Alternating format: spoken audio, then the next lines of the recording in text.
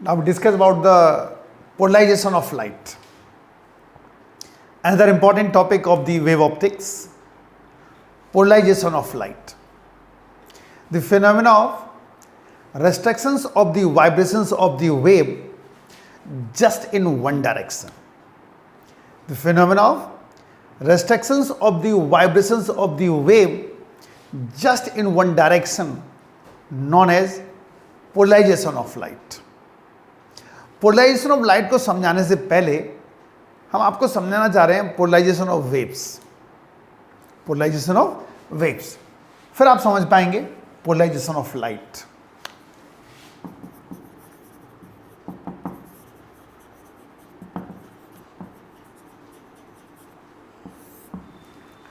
So the fixed supporter, rigid support, and the string,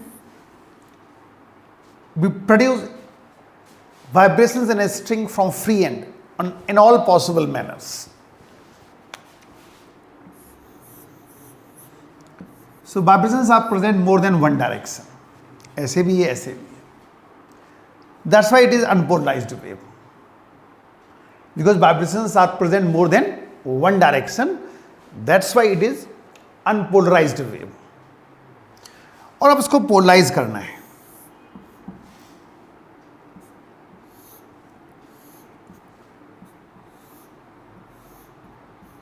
Here we take two narrow slits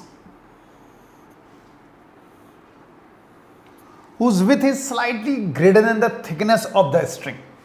That means the string can just pass. जो slit ली है उसकी चौड़ाई इतनी है कि केवल स्ट्रिंग पास हो सके. ठीक,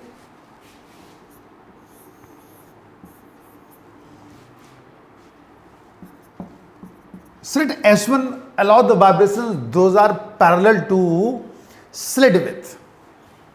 इनको पास कर देगी, इनको अलाउ कर देगी, ये कट हो जाएंगे. अगर ये दोनों स्लिट पैरेलल हैं, जो इंटेंसिटी यहां मिली वो यहां मिलेगी. इफ दीज आर पैरेलल, ठीक. और अगर हमने इसको 90 कर दिया,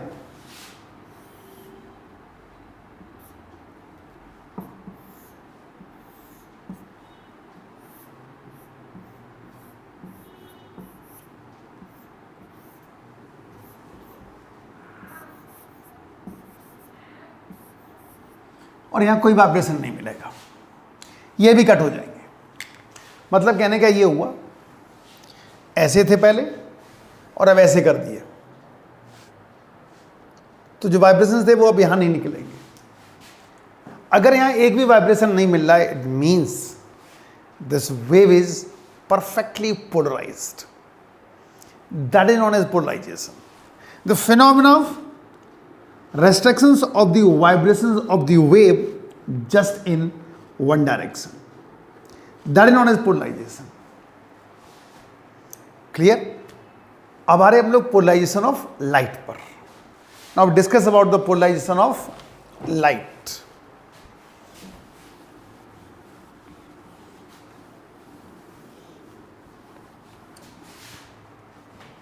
अब देखो, अगर वाइब्रेशंस मोर देन वन डायरेक्शन में, मान लो ये अनपोलराइज्ड वेव का रिप्रेजेंटेशन हो गया. इट इज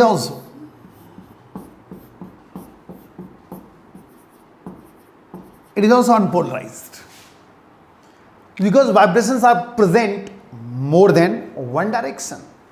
ऐसे भी हैं और perpendicular inside the plane of the paper भी है. तो मोर देन वन डायरेक्शन हो गया, more than one direction, that's why this wave is unpolarized. अब पोलराइज्ड वेव को देखो, is the polarized light. Vibrations present only in one direction. It is also, so the representation of polarized light and is unpolarized light. Experimentally found that if the light passing through some natural crystals like quartz or tourmaline it become polarized. इस तरह देखें आप,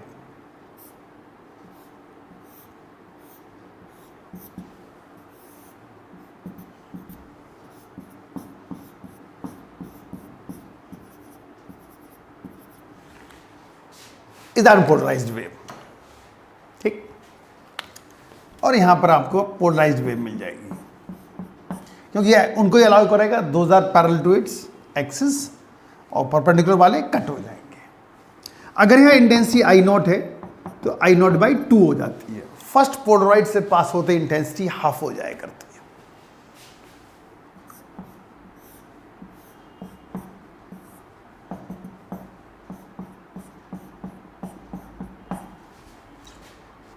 और अगर ये दोनों parallel है, जो इंटेंसिटी यहां पर है वो यहां मिलेगी, ठीक। लेकिन अगर आपने, इसलिए इसको कहते हैं पोलराइजर, ये कहता है analyzer, this is known as analyzer. ये एनालाइज करता है कि वेव पोलराइज हुई है या नहीं हुई है।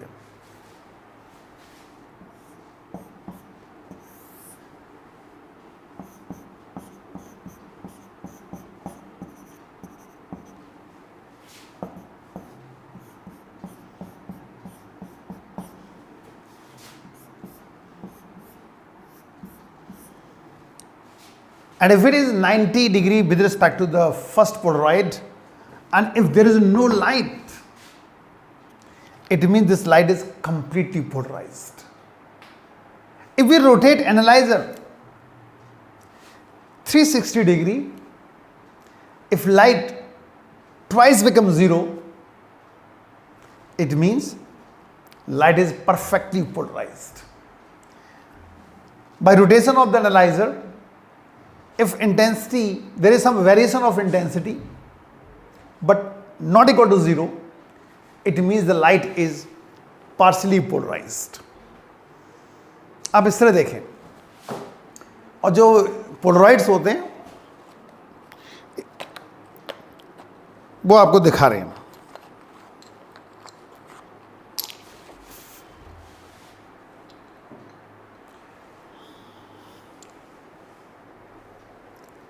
अब देखो, आप अगर इसको देखोगे, अब देखो मैं इसको घुमा रहा हूँ धीरे धीरे, तो आपको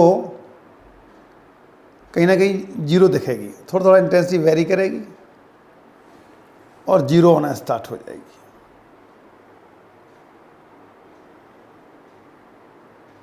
तो ये एक पोलराइज हो जाएगा, एक एनालाइजर हो जाएगा, और एक बार बिल्कुल अंधेरा दिखेगा आपको, ठीक।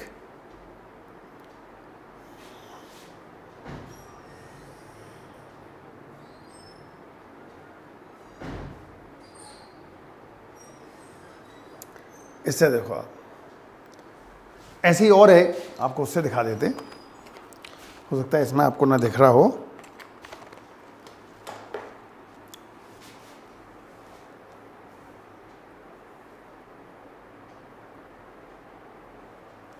अब इसमें देखो मैं दिखा रहा हूँ आपको, अभी आपको इंटेंसिटी दिख रही होगी, मतलब लाइट दिख रही होगी। अब वेरी कर रहा हूँ उसको, ठीक है, घुमा रहा हूँ उसको,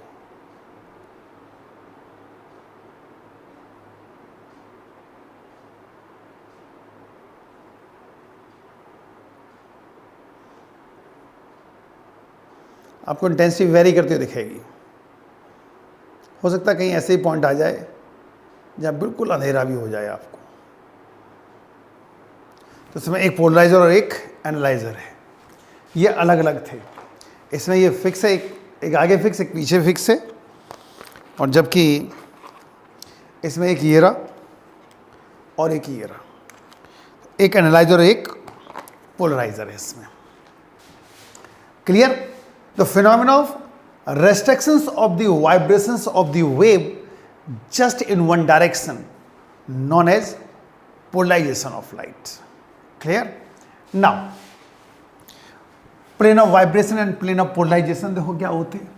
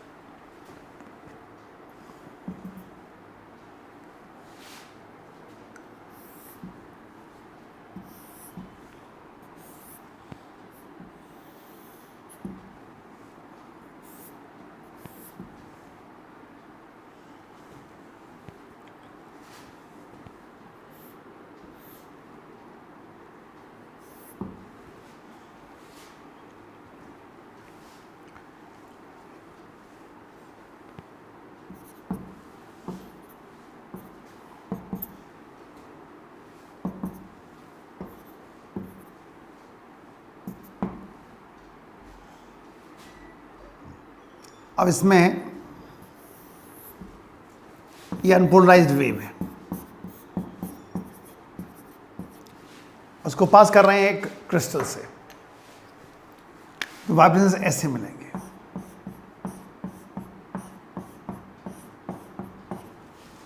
Vibrations are present in this plane A, B, C, D.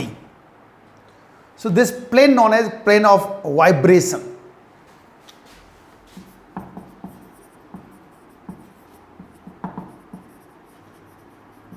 Is the plane of vibration, and polarized light is exist in the plane P, Q, R, S. That is known as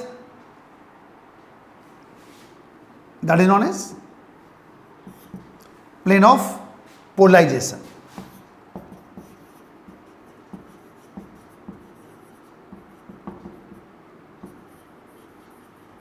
That is known as plane of polarization. ठीक, जिसमें polarise light exist कर रही, that is plane of polarisation. जिसमें vibrations possible है, plane of vibration.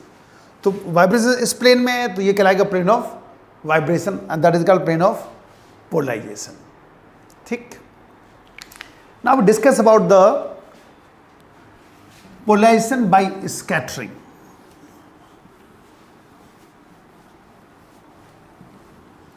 ये था polarisation के बारे में, और लेके चल रहे हैं polarisation by scattering.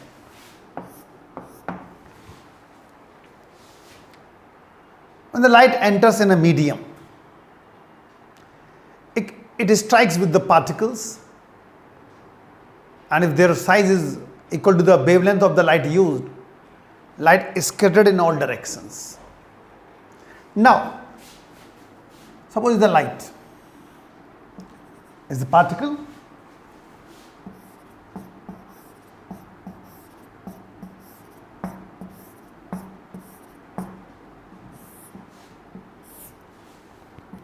is unpolarized light.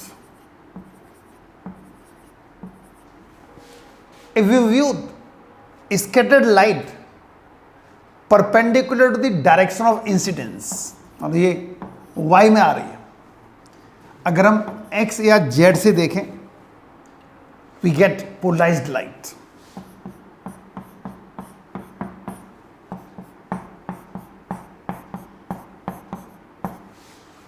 We get polarized light. The reason? Your axis itself behave as a polarizer. क्योंकि आप 90 डिग्री पे खड़े हुए हो, तो आपकी एक्सिस खुद में क्या बन जाएगी? Polarizer. That's why we get polarized light. आपके आईज में वही वाइब्रेशन जाएंगे, those are parallel to your eye axis, और जब पैरेलल टू आई एक्सिस जाएंगे वो रिसीव होंगे, तो लाइट कैसी दिखेगी? Polarized. That is known as polarization by scattering. ठीक, और अब लेके चल रहे हैं हम लोग polarization of light by reflection.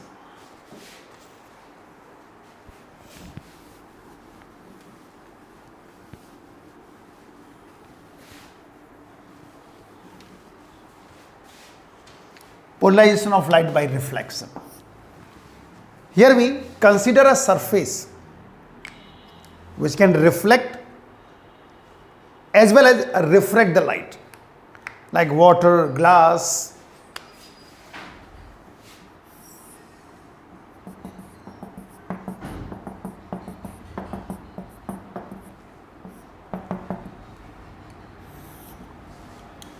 It is found that the unpolarized light falls on the surface at a particular angle of incidence. A reflected light becomes completely polarized.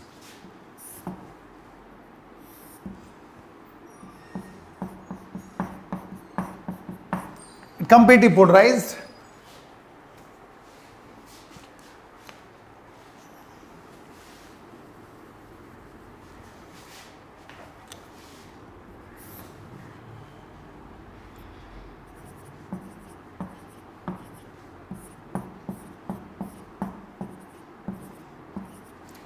ये एंगल ऑफ इंसिडेंस हो गया, ये भी same रहेगा क्योंकि आपने पढ़ रखा है angle of incidence equals to angle of reflection, r is angle of refraction.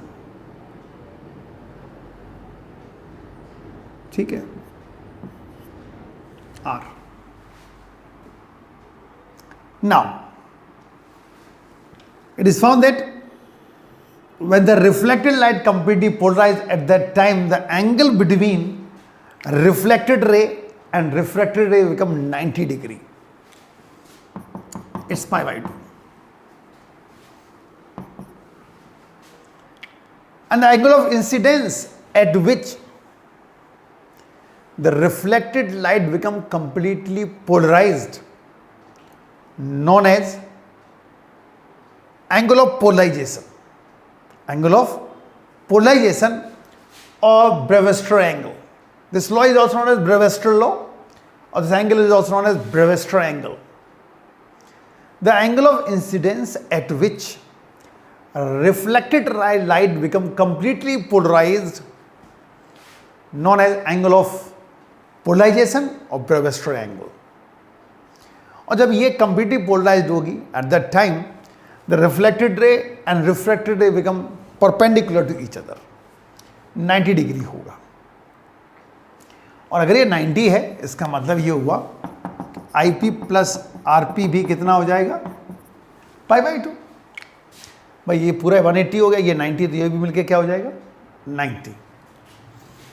So IP plus RP equals to pi by 2। Now as we know that from Snell's law, sin IP upon sin RP, RP को change कर दो, sin IP upon sin pi by 2 minus IP,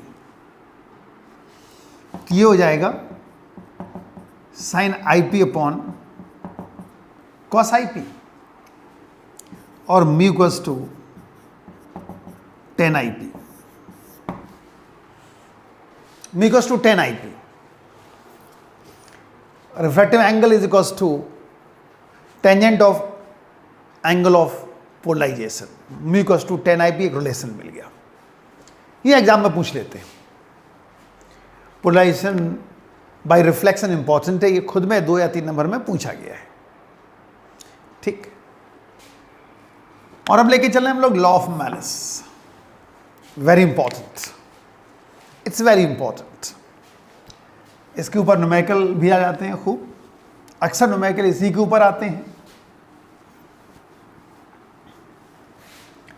तो law of malice लेके चलते हैं हम लोग। It's very important. According to law of Malus, the resultant intensity when falls on the analyzer, then फिर से जानो इसको। As you know that there are 2 Polaroids, one is called analyzer, other called polarizer। पहले तो ये जानो कि इसकी इंपॉर्टेंस क्या है, इस लॉ की इंपॉर्टेंस क्या है, उसके बाद इसके स्टेटमेंट पे आते हैं। आपको पता है कि अगर 2 पोलराइड्स पैरेलल हैं तो जो इंटेंसिटी यहाँ थी वो यहाँ मिलेगी, अगर एक 90 कर दिया तो यहाँ 0 हो जाएगी, ये आपको पता है। लेकिन अगर इन 2 के बीच में कोई और एंगल हो, सपोज 30 डिग्री, 60 डिग्री, 45 डिग्री, तो रिजल्टेंट इंटेंसिटी क्या होगी, ये सिर्फ लॉ ऑफ मैलिस बताएगा और कोई नहीं। We can find out only with the help of law of Malus. ये इसकी इंपॉर्टेंस है। तो जानो क्या स्टेटमेंट है। According to law of malice, the resultant intensity coming out from the analyzer is directly proportional to square of cos of angle between plane of polarizer to plane of analyzer. The resultant intensity coming out from the analyzer is directly proportional to square of cos of angle between plane of polarizer to plane of analyzer।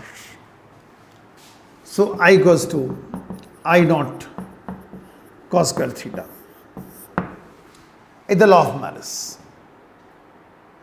और ढंग से आप समझ पाएंगे जब इसके ऊपर numericals कर लेंगे आप, तो बेहद इंपॉर्टेंट न्यूमेरिकल्स हैं इसके ऊपर, जाने उन न्यूमेरिकल्स को।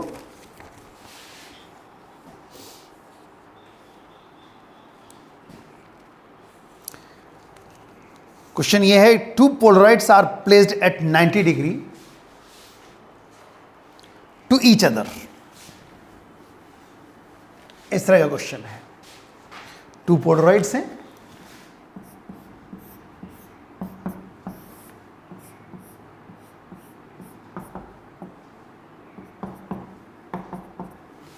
ठीक, and the transmitted intensity is 0, यहां पे क्या मिलेगी 0। What happens when one more polaroids is placed between these two polarides, bisecting the angle between them? What will be the direction of polarization of outcoming beam? फिर से जानो, two polarides are placed at 90 degree to each other and the transmitted intensity is 0.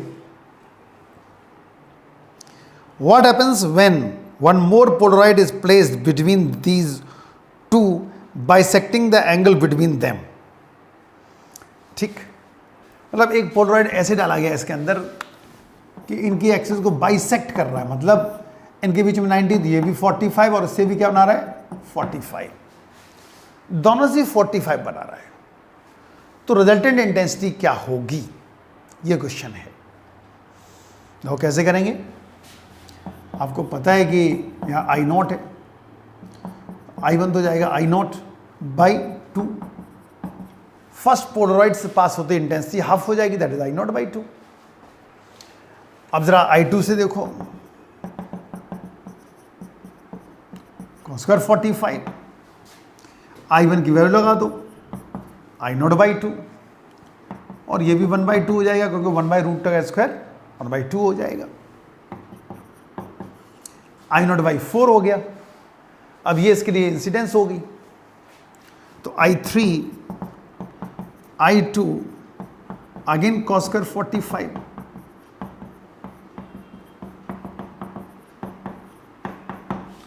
तो intensity क्या मिली I0/8। ठीक, कुछ एक books में यहां पर I0 लेके यहां पर I0 लिया है, पास होने के बाद उन्होंने I0 लिखा है तो I0/4 हो जाएगी। ठीक है, अगर I0 यहां लेके चलोगे तो I0/8 आएगा। एक और न्यूमेरिकल डिस्कस करते हैं, एनसीईआरटी का क्वेश्चन है और बोर्ड में 3 बार आ लिया है।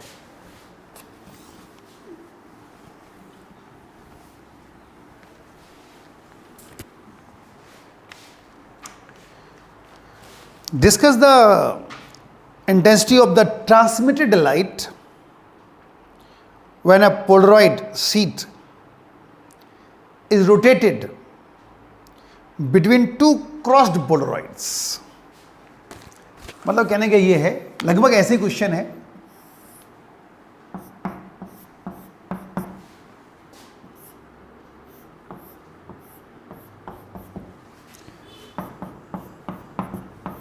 अब इसको रोटेट कर रहे हैं, एंगल 45 नहीं दिया हुआ है, लगातार रोटेट कर रहे हैं, कॉन्टिन्यूसली रोटेट,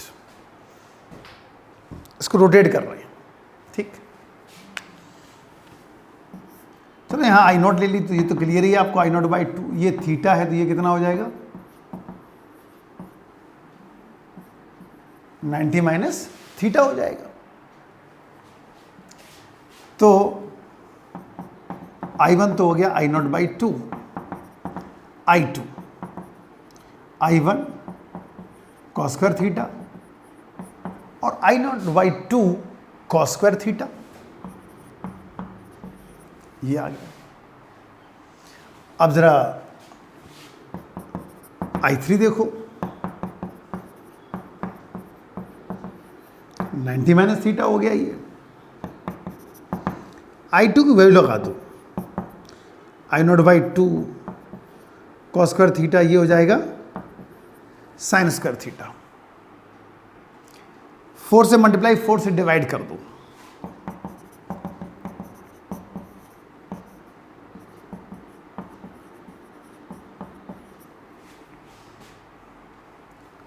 और I3 बनेगा I not by 8 sine square 2 theta.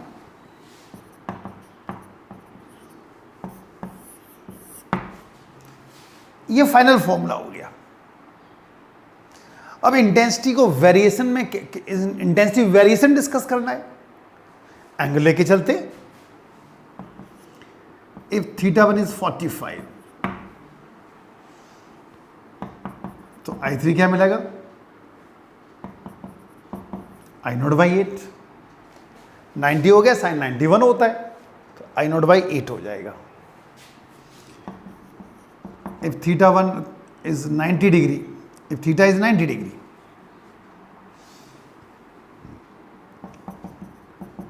I3 zero हो जाएगी,